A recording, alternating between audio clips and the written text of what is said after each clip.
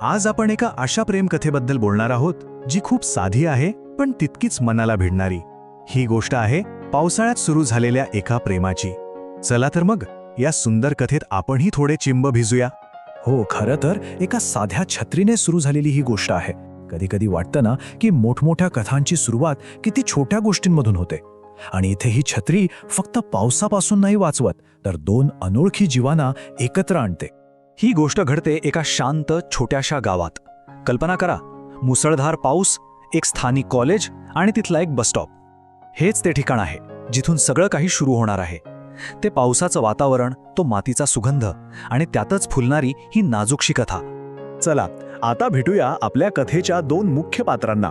एक आहे आदित्य, एकदम साधा, सरळ आणि स्वतःच्याच स्वप्नांमध्ये रमणारा. आणि दुसरीकडे आहे सई, स्वभावाने थोडी हट्टी पण तिचं मन तितकंच हळवं.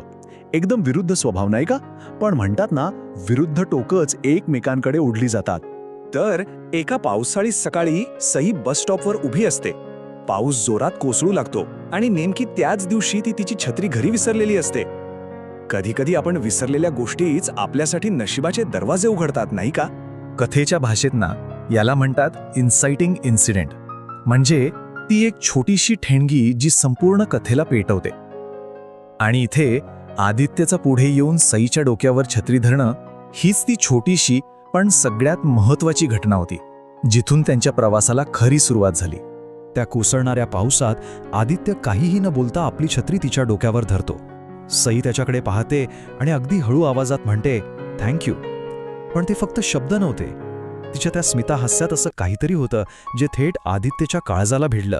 आणि इथूनच त्यांच्या नात्याचा पहिला धागा विणला गेला. आणि मग काय, एका छत्रीपासून सुरू झालेला तो प्रवास हळूहळू पुढे सरकत होता. रोज बस स्टॉपवर भेटणं, मग कधीतरी एकत्र चहा घेणं, कॉलेजच्या कॅन्टीनमध्ये गप्पा मारणं, या छोट्या छोट्या भेटींमधून त्यांची मैत्री कधी एका न बोललेल्या प्रेमात बदलली हे त्या दोघांनाही कळलं नाही.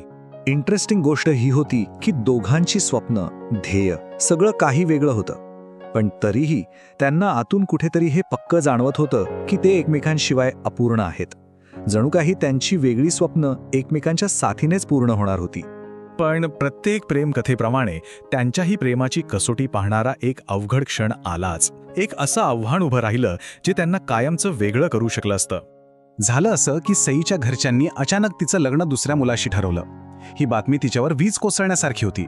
ती पूर्णपणे हताश झाली आणि अशा अवस्थेत तिने आदित्याला भेटायला बोलवलं. ठिकाण होतं गावाबाहेरचा जुना किल्ला. आणि योगायोग बघा, त्या दिवशीही तसाच पाऊस कोसळत होता जसा त्यांच्या पहिल्या भेटीच्या दिवशी होता. त्या कोसळणाऱ्या पावसात भिजलेल्या सईला आपलं प्रेम वाचवण्याचा दुसरा कोणताच मार्ग दिसत नव्हता. आणि म्हणून डोळ्यात पाणी आणि आवाजात भीती घेऊन तिने आदित्याला विचारलं, आपण पळून जाऊया का? आणि इथेच ही कथा एक जबरदस्त वळण घेते. आदित्य काही क्षण शांत राहतो आणि मग जे बोलतो ना, तेच या संपूर्ण कथेचं हृदय आहे. तो म्हणतो, प्रेम पळून जाण्यासाठी नसतं, ते जिंकण्यासाठी असतं. या एका वाक्याने सगळं चित्रच बदलून टाकलं. आदित्यने पळून जाण्याचा सोपा मार्ग नाकारला आणि धैर्याने परिस्थितीला सामोरं जाण्याचा निर्णय घेतला. त्याने ठरवलं की तो लढेल, आपलं प्रेम जिंकेल.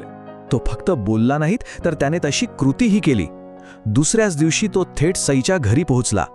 त्याने तिच्या वडिलांशी बोलण्याचा निश्चय केला. कोणतीही भीती न बाळगता त्याने आपलं प्रेम त्यांच्यासमोर प्रामाणिकपणे मांडलं आणि सईची संपूर्ण जबाबदारी घेण्याची तयारी दाखवली. अर्थात हे इतकं सोपं नव्हतं. काही दिवस घरात खूप तणाव होता, पण आदित्य आणि सईच्या प्रामाणिकपणाने आणि त्यांच्या प्रेमातल्या सच्चेपणाने अखेर घरच्यांची मनं जिंकलीच. शेवटी त्यांच्या नात्याला होकार मिळाला. आणि आता आपण पोहोचलो आहोत कथेच्या सर्वात गोड क्षणाकडे, त्यांच्या लग्नाच्या दिवशी. त्यांची गोष्ट जणू एका वर्तुळासारखी पूर्ण होत होती. लग्नाच्या मंडपात सई हसून आदित्यच्या कानात एक प्रश्न विचारते. ती त्याला त्यांच्या पहिल्या भेटीची आठवण करून देत म्हणते, अच्छा, त्या दिवशी जर छत्री नसती दिली तर? यावर आदित्य जे उत्तर देतो तेच या कथेचं सुंदर सार आहे. आदित्य तिच्याकडे बघून हसतो आणि म्हणतो, मग कदाचित पावसात भिजून सुद्धा प्रेम झालंच असतं. या एका वाक्यात सगळं काही आलं. त्यांचं प्रेम त्या छत्रीवर अवलंबून नव्हतं, ते तर होणारच होतं. मग ते छत्रीखाली असो किंवा पावसात भिजून. कारण काही प्रेमकथा या नशिबातच लिहिलेल्या असतात.